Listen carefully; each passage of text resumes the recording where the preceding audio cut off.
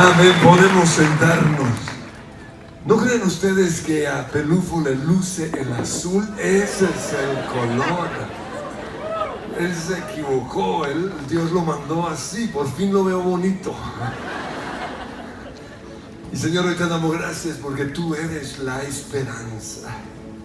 Tú eres nuestro papá, tú eres nuestro amigo, nuestro salvador. Pero también te doy gracias porque tú estás en este lugar para hablarnos. Tú sabes específicamente lo que necesitamos. Disponemos nuestros corazones en el nombre de Jesús. Amén. Amén. En Mateo capítulo 26 encontramos a Jesús en el monte de los olivos reunido con sus discípulos. Y dice allí en el versículo 47, mientras Jesús hablaba, llegó Judas, uno de los 12 discípulos, junto con una multitud de hombres armados con espadas y palos. Y entonces Judas fue directamente a Jesús y le dijo: saludos, Rabí, y le dio un beso. Jesús dijo: amigo mío, adelante, haz lo que viniste a hacer. Y entonces los otros agarraron a Jesús y lo arrestaron. Pero uno de los hombres que estaba con Jesús sacó su espada e hirió al esclavo del sumo sacerdote, cortándole una oreja. Pues en Juan él dice que el que le cortó la oreja al pobre siervo fue Pedro. Y Jesús le dijo: guarda tu espada. Los que usan la espada morirán a espada. Pero también en Lucas 22:51 dice que Jesús le sanó la oreja. Entonces, en un mismo evento vemos dos reacciones diferentes. Por un lado, vemos que Pedro reacciona con la espada de la muerte, la espada del odio, la espada de la venganza. Pero al otro lado encontramos a Jesús reaccionando con la espada del amor, la espada del perdón. Cuando viene Judas el traidor, Jesús lo recibe con lo siguiente, diciéndole: amigo, ¿a qué has venido? ¿Cuál fue la diferencia? La Biblia nos muestra que unos minutitos antes los dos estaban en Getsemaní, el lugar de la oración. Era el lugar favorito de Jesús, a donde él iba a orar. Pero la diferencia, o lo que hizo que la reacción de Pedro fuera diferente a Jesús, fue que aunque estaban en el mismo lugar, los dos hicieron cosas diferentes. Y eso nos puede pasar a nosotros en la oración. Usted puede pasar una hora con Jesús en oración y nada va a pasar. ¿Por qué? Porque no ha aprovechado el tiempo. O en vez de ser guiado por el Espíritu Santo, usted ha sido guiado por sus emociones. En Getsemaní, Jesús se edificó espiritualmente. En Getsemaní, Jesús afiló la espada que da vida, la espada del Espíritu. En cambio, Pedro se dio al deseo de su carne. Y por eso en momentos de crisis empuñó la espada y maltrató, destruyó. Mientras Jesús oraba postrado a los pies del Padre, Pedro estaba echado en el suelo dormido. Y es que en la vida hay un tiempo para todo. Hay un tiempo para dormir, pero también hay un tiempo en el cual tenemos que levantarnos a orar. Por eso la Biblia dice que nosotros tenemos que ser conocedores de los tiempos.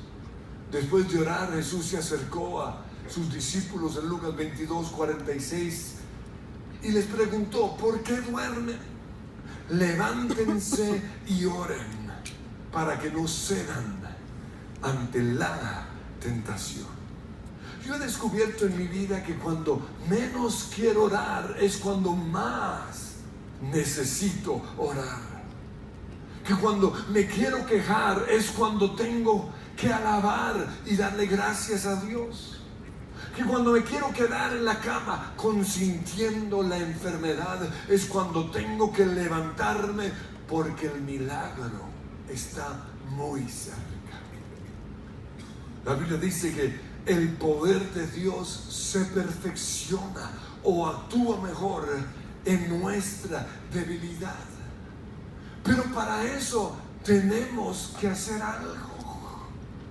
Porque algunos creen que para que el poder de Dios se perfeccione en nuestra debilidad, tenemos que quedarnos ahí echados haciendo nada. Pero eso no es lo que dice la Biblia. Hay que leer bien. En 2 Corintios 12:10 dice, Pablo dice, es por esto que me deleito en mis debilidades. En otra traducción dice, es por eso que me regocijo en mis debilidades. Es por eso que en medio de mi desierto, en medio de mi prueba, levanto alabanza. Le doy gracias al Señor, canto.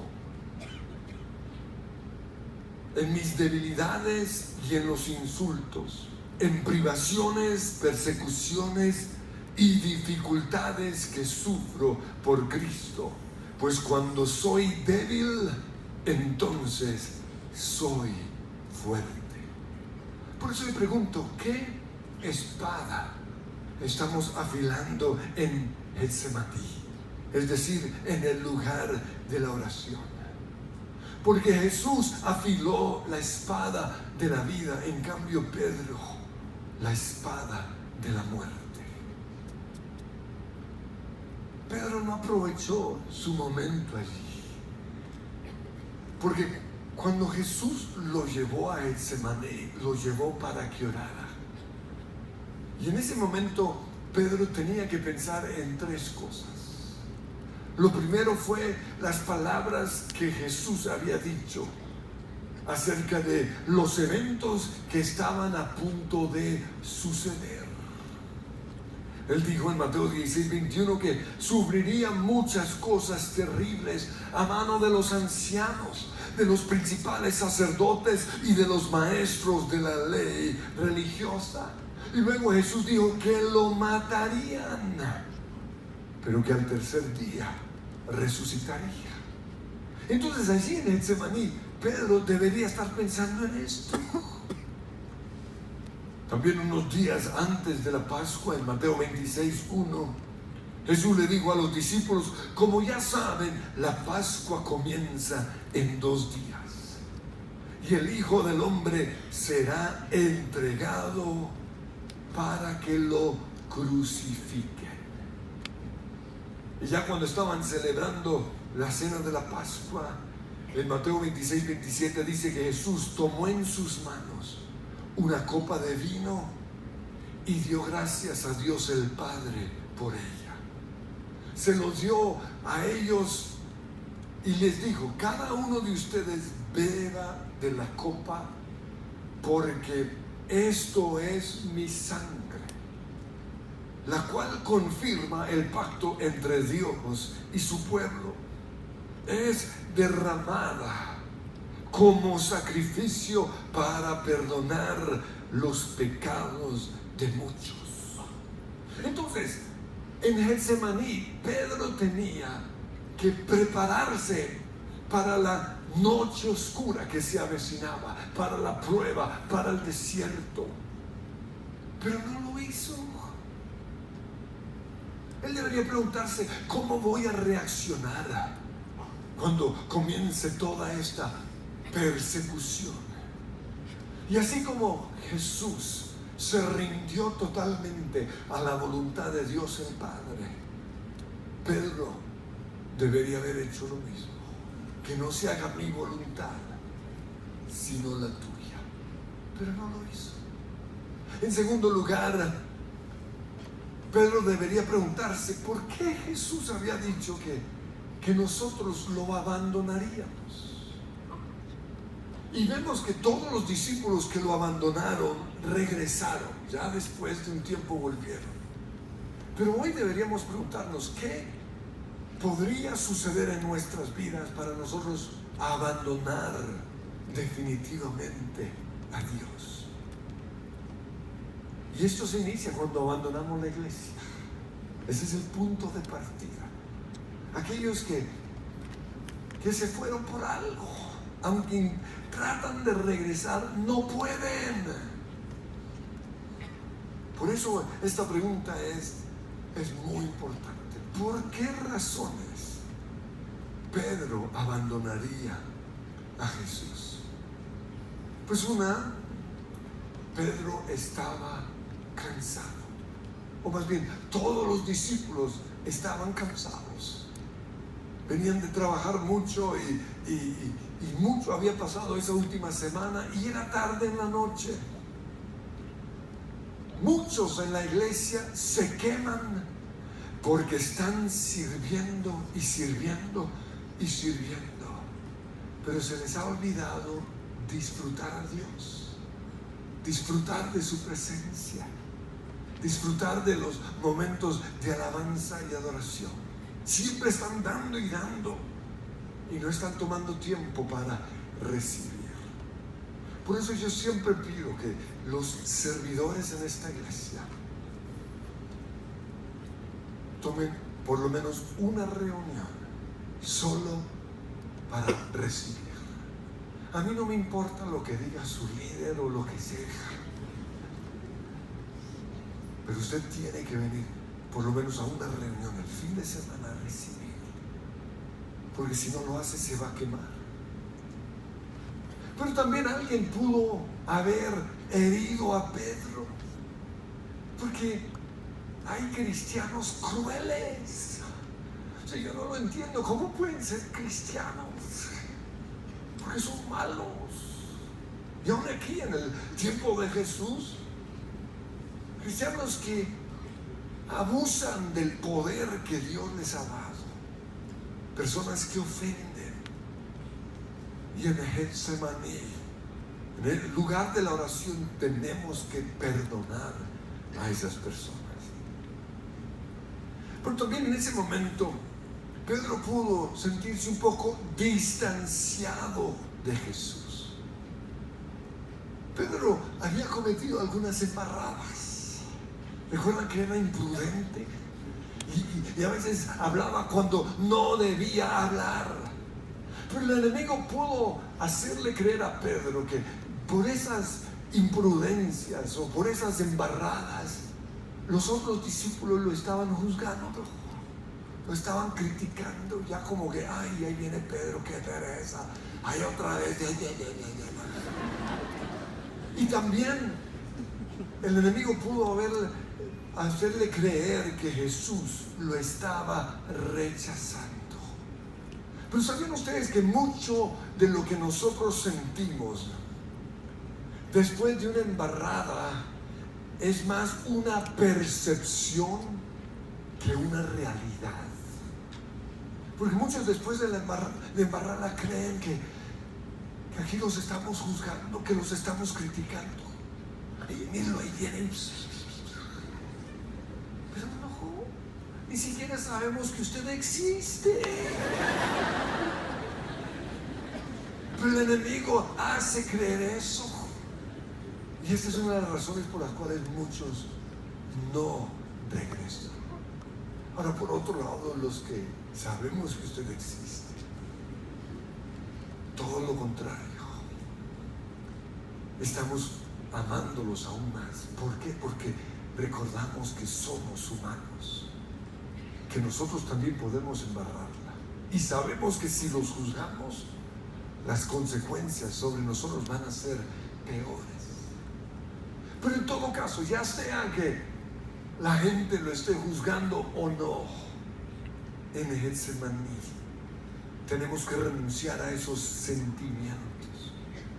Tenemos que renovar nuestra mente y tenemos que declarar: soy perdonado, soy hijo de Dios. Ninguna condenación hay para el que está en Cristo. Pero otros abandonan a Jesús cuando sus intenciones ocultas no se dan. Porque Pedro era un ser humano como nosotros. Eso quiere decir que él también tenía sueños como nosotros. Él tenía deseos de poder. Él también tenía sus proyectos. Él anhelaba una posición dentro de la iglesia, así como todos nosotros. Y cuando las cosas no se dan, comenzamos ahí poco a poco a abandonar a la iglesia. Pero hay que entender que la iglesia no es un lugar para nuestros deseos egoístas. ¿Por qué? Porque el bien del reino está siempre por el bien individual. Y ustedes no saben lo duro que es para una iglesia, aquellas personas que tienen sus proyectos, ¿no? Y entran con ese deseo. Y cuando las cosas no se dan, comienzan a sembrar cizaña. Comienzan a decir cosas como: es que en esta iglesia no piensan en la obra social. Es que esta no es una iglesia misionera. Es que esta es una iglesia que no sale a las calles. Y si yo pudiera decir el nombre de ministerios dentro de esta iglesia que tienen este problema, lo haría. Pero yo siempre los cubro sus espaldas. Ustedes tienen que tener cuidado, porque este es uno de los planes del enemigo.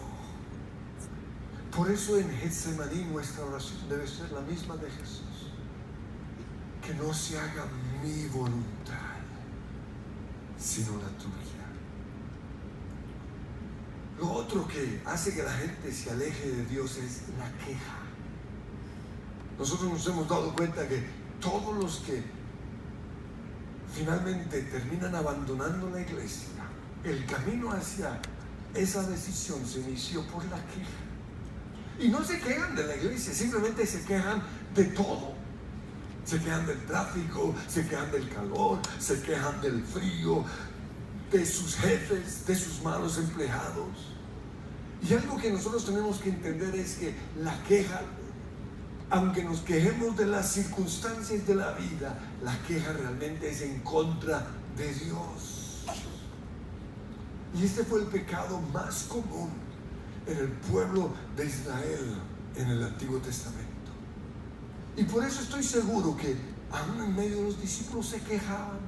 Ahí vienen esos romanos, saluden. Ese fariseo. Y la queja es contagiosa. Pero la Biblia nos muestra que el antídoto para la queja es la alabanza. Y eso es lo que tenemos que hacer en Getsemaní. Y la Biblia nos muestra que la alabanza la tenemos que hacer en los tiempos buenos, pero también en los tiempos malos. En la abundancia, como dice Deuteronomio 8:10: cuando hayas comido hasta quedar satisfecho, asegúrate de alabar al Señor tu Dios por la buena tierra que te ha dado. En tu abundancia ten cuidado de no olvidar al Señor tu Dios.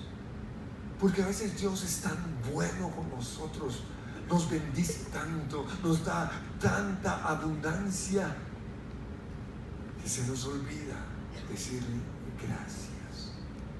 Y aquí la Biblia nos muestra que si no damos gracias en la abundancia, poco a poco nos vamos a olvidar del Señor. Pero la Biblia también nos muestra que tenemos que alabar a Dios en la escasez. Cuando las puertas se cierran, cuando todo sale mal, en medio de la adversidad o en medio de la guerra. Y quiero ilustrar esto con uno de mis pasajes favoritos, y es 2 Crónicas 20. Allí encontramos al rey Josafat. Y 3 naciones se unieron en contra de Israel. Era una guerra perdida. Pero ¿qué hizo Josafat? En el versículo 21 dice que nombró cantores que caminaran delante del ejército. Llamó a los de la alabanza para que ellos salieran a la guerra, y dice, cantando al Señor y alabándolo por su santo esplendor. Esto es lo que cantaban: den gracias al Señor, su fiel amor perdura para siempre. Y esa fue precisamente una de las canciones hoy. Fiel, fiel, tú eres fiel. Y dice que cuando comenzaron a cantar y a dar alabanzas, el Señor intervino. El Señor hizo que los ejércitos de las otras naciones comenzaran a pelear o a luchar entre ellos. Pero lo tercero que Pedro tenía que preguntarse allí en Getsemaní fue: ¿por qué razón Jesús dijo que yo lo negaría? Y nosotros debemos hacernos esa misma pregunta. ¿Qué me podría a mí llevar a negar a Jesús? Y en el caso de Pedro, yo creo que él debería decir lo siguiente: Señor, he estado sintiendo un poco de envidia de Juanito, porque es que tú lo bendices, tú lo favoreces, tú lo quieres. Y por eso en Getsemaní tenemos que preguntarnos: ¿de quién siento envidia? ¿Quién hace algo que yo quisiera hacer?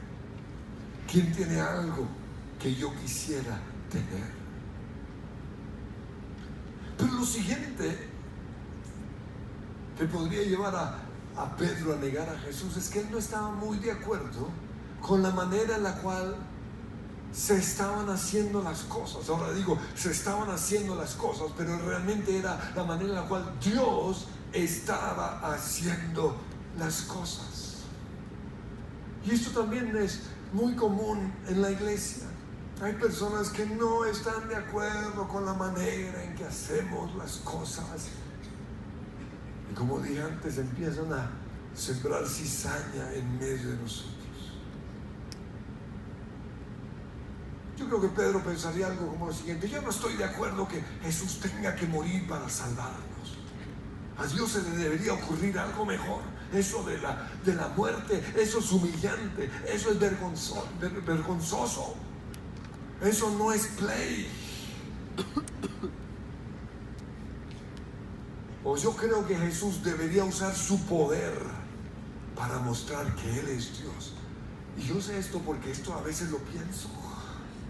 No sé si Dios está de mi lado, que lo muestre. No que mate a esa gente. ¿O no piensan ustedes lo mismo? ¿O son santos, pues? No, pues Pedro ahí. Yo seguro que él pensaría eso. O sea, que si Dios es Dios, muestre su poder. O también él podría pensar: yo no creo eso de que uno tiene que humillarse para ser exaltado. Eso de bajar la cabeza no es para mí. Tampoco estoy de acuerdo con eso de perdonar a nuestros enemigos. Todas esas cosas son las que tenemos que enfrentar en Getsemaní. Pero lo último, y fue realmente la razón por la cual Pedro negó a Jesús, fue que él no aguantaba la presión del grupo. Y alguien en Getsemaní debería haberle dicho eso al Señor: Señor, yo no creo que pueda aguantar la presión del grupo. Yo no creo que pueda ir a la universidad. No creo que pueda estar con gente mundana, con gente que te ataque, con gente que te critique. Pero vemos que Pedro, en vez de enfrentar sus fortalezas mentales, sus inseguridades o su orgullo, se durmió. Por eso, cuando llegó Judas, ¿qué hizo? Sacó la espada.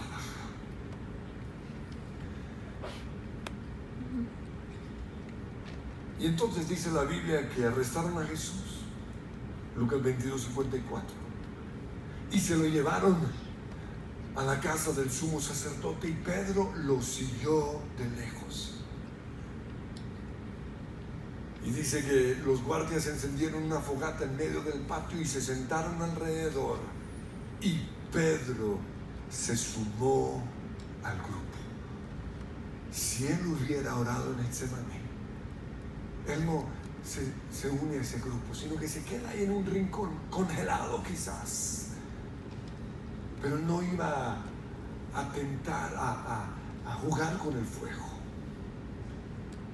Y estando allí, una sirviente lo vio a la luz de la fogata y comenzó a mirarlo fijamente. Y por fin dijo: este hombre era uno de los seguidores de Jesús. Pero Pedro lo negó: mujer, ni siquiera lo conozco. Después de un rato, alguien más lo vio y dijo: seguramente tú eres uno de ellos. Y él contestó: no, hombre, no lo soy, con acento español. Y alrededor de una hora más tarde, otra persona insistió: seguro este es uno de ellos, porque también es Galileo. Pero Pedro dijo: hombre, no sé de qué hablas. E inmediatamente después, mientras él aún hablaba, el gallo cantó. Ahora en otro evangelio dice que Pedro dijo groserías. La diferencia entre Jesús y Pedro estaba en la espada, en lo que salía de su boca. Hasta este momento, Pedro, ¿qué ha hecho? Sacó la espada y cortó oreja, ¿recuerdan? Como un torero. Y luego lo vemos aquí maldiciendo, mintiendo, diciendo groserías. ¿Por qué? Porque en Getsemaní él no afiló la espada del Espíritu. En cambio, Jesús, desde que estuvo en Getsemaní hasta el momento en el cual fue clavado en esa cruz, lo único que salió de su boca fueron palabras de vida. Por eso hay que ver qué hizo Jesús en Getsemaní. Dice Lucas 22:39: Jesús salió del cuarto en el piso de arriba y, como de costumbre, fue al monte de los olivos. Su costumbre era ir al monte a orar. Y dice, versículo 41, se arrodilló. Como dice la canción: no hay un lugar más alto, más grande que estar a tus pies. O como decía Pitágoras: un hombre nunca es tan grande como cuando está de rodillas. Pero luego dice: ayudando a un niño. La embarró, deberían haber dicho: de rodillas a los pies de Jesús. Pero eso es lo que yo creo, que lo que hace grande a un hombre es estar postrado de rodillas delante de Jesús. Pero lo otro que hizo fue que oró. Y orar es hablar, es confesar audiblemente. Uno no ora con la mente.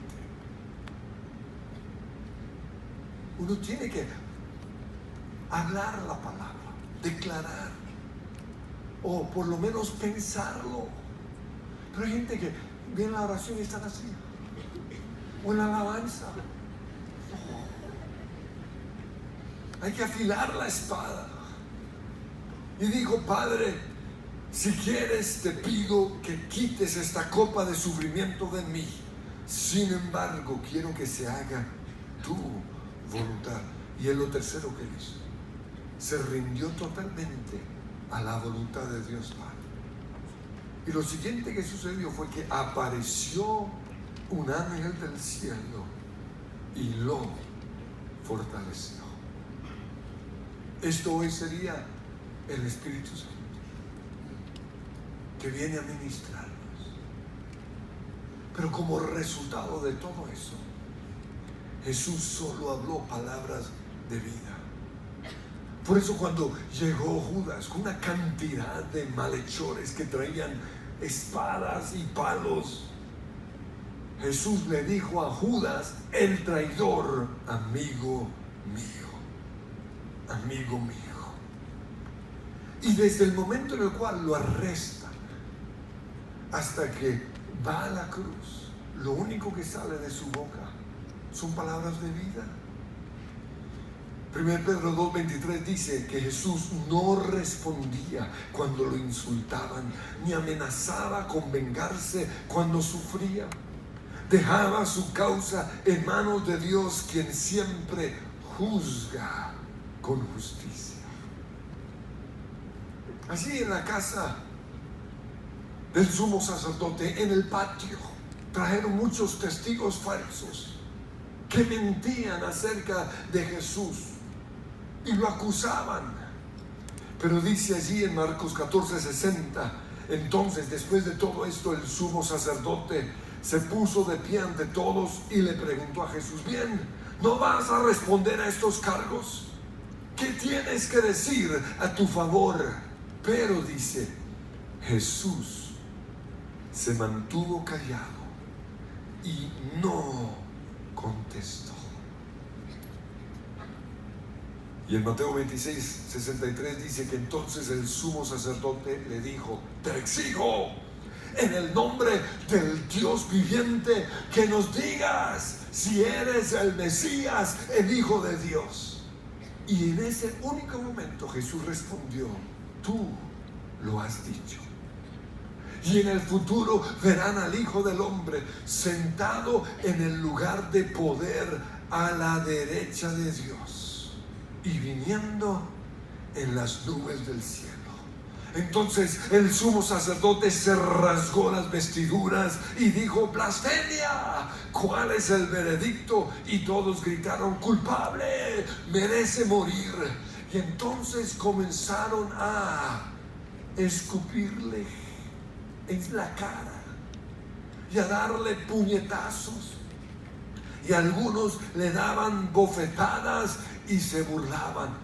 ¿Y sabe qué hacía Jesús o qué dijo Jesús? Nada. ¿Por qué? Porque en Getsemaní Él afiló la espada de la vida, la espada del Espíritu Santo. Ahora, yo he tomado la decisión de callarme, pero mi esposa dice que cuando ella me dice algo me sale la espada de los ojos, que yo la miro. O sea, yo no lo puedo evitar, aunque...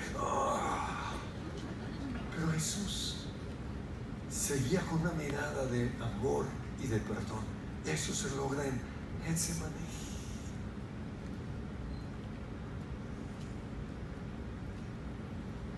Entonces, todo el concilio llevó a Jesús ante Pilato, el gobernador romano.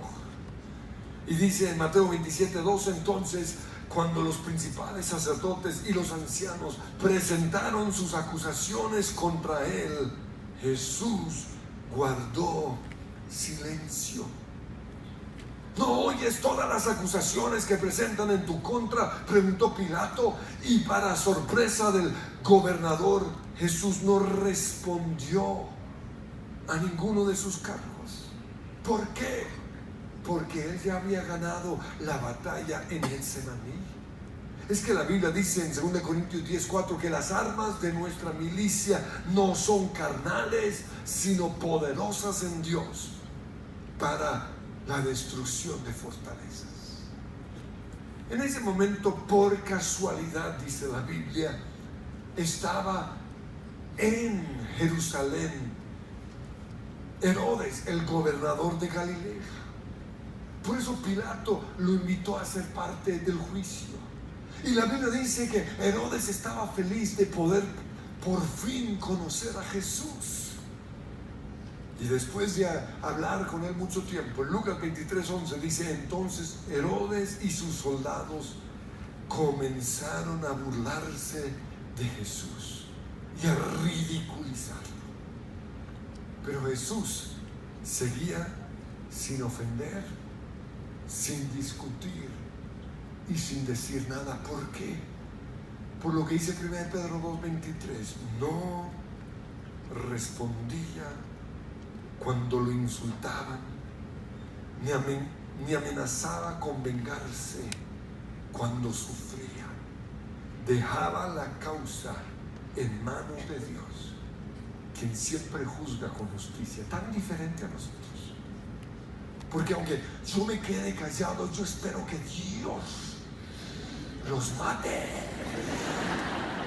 Y no, yo tengo unos sueños así terribles cuando estoy manejando. Pero Dios no lo va a hacer. ¿Por qué? Porque Dios siempre juzga con justicia. Y finalmente, Pilato quiso liberar a Jesús, pero la gente no lo dejó. La gente seguía gritando que lo crucificara. Por eso él se dio a la presión. Y aunque ya sentía cariño por Jesús, la ley exigía que fuera azotado. Y por eso los soldados lo azotaron 39 latigazos. Y él soportó eso en silencio por nuestras enfermedades. Y la Biblia dice que aún los soldados romanos se burlaban de Jesús, lo vistieron como si fuera un rey. Y le decían, adivina quién te pegó. Y todo esto lo soportó Jesús en silencio. Y de allí Jesús caminó hasta el Gólgota, soportando el insulto y la burla de la gente, las miradas. Ah, ¿no es que era Dios? Pues si es muy Dios, destruye a tus enemigos. Y se burlaban de él. Pero la pregunta es esa: ¿cómo pudo Jesús soportar tanto odio, tanto desprecio, tanta calumnia, las bofetadas, las patadas, todo? La respuesta está en Getsemaní. Y por eso quiero que nos pongamos en pie. Quiero que tengamos unos 3-4 minutos así en Getsemaní. Y lo primero que usted le va a decir al Señor es: Señor, si yo te negara, ¿por qué sería? ¿Qué razón sería suficientemente para mí abandonarte? Y Señor, hoy te pido que en Getsemaní nos muestres precisamente eso. Porque nosotros somos humanos así como Pedro. Y si Él te negó, lo más seguro es que nosotros te hubiéramos negado. Y si todos los otros discípulos te abandonaron, probablemente nosotros haríamos lo mismo. Por eso te pedimos, Señor, que tú nos muestres qué hay en nosotros. Quizás nos sentimos un poco distantes de ti. Sentimos, Señor, que nuestra relación contigo ya no es la misma como antes. Creemos que tienes favoritos como Juan, pero no piensas en nosotros. Quizás esa es la razón. ¿O cuál es la otra razón? No estamos dispuestos a cargar la cruz. Si tú eres Dios, realmente tú deberías sanarme. Si tú eres Dios, tú deberías destruir a tus enemigos. No entendemos por qué no muestras tu poder. Tanta gente se burla de nosotros por ser cristianos y todo eso. No estamos de acuerdo con la manera en la cual tú haces las cosas. No estamos de acuerdo con la manera en la cual la iglesia hace las cosas. Pero hoy aquí en Getsemaní te pedimos que tú nos sanes. Porque queremos que nuestra reacción sea como la de Jesús. No queremos empuñar la espada del odio, la espada de la venganza, la espada del rencor. Queremos, Señor, tener la espada del Espíritu, la espada del perdón, la espada del amor. Por eso, Señor, hoy nos postramos en Getsemaní ante tus pies y te pedimos, Señor, si es posible, pasa de mí esta copa. Si es posible, dame ese trabajo. Si es posible, sáname. Si es posible, haz este milagro. Pero que no se haga mi voluntad, sino la tuya. En el nombre de Jesús, gracias.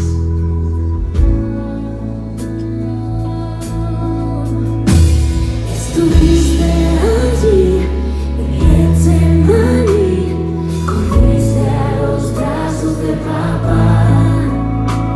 Entregaste tu copa del temor, solo tú me puedes entender. El dolor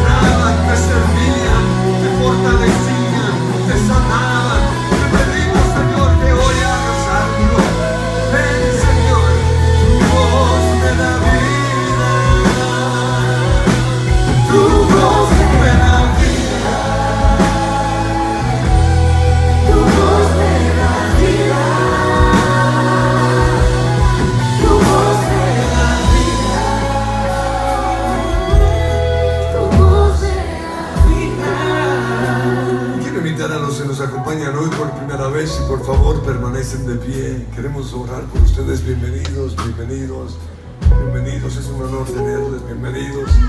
Y quiero invitarles que cierren sus ojos. Vamos a orar por ustedes. Señor, yo te pido que hoy ellos puedan recibir tu amor, que puedan oír tu voz diciéndoles que los amas, que todo va a salir bien,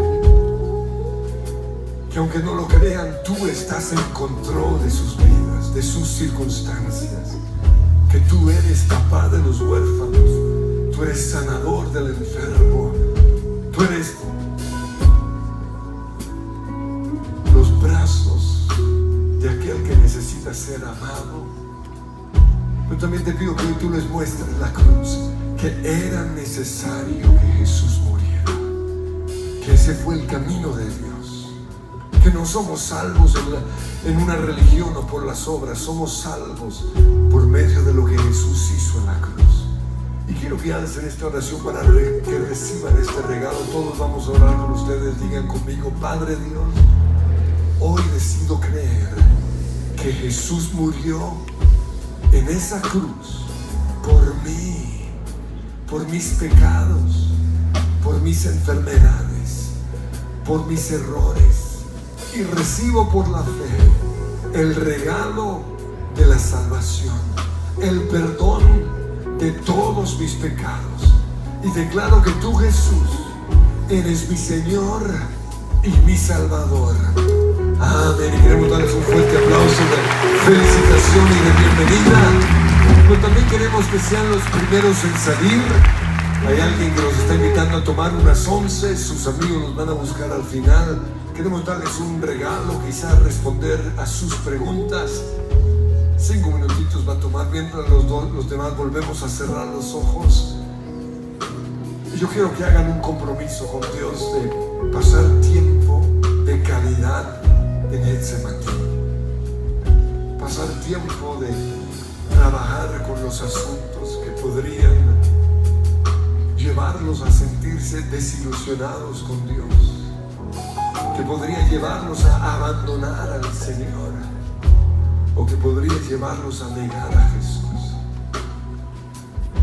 Y Señor, hoy te pido que tú me ayudes a ser un hombre o una mujer de oración, a ganar mis batallas en el secreto, a confiar en tu soberanía, en el nombre de Cristo Jesús.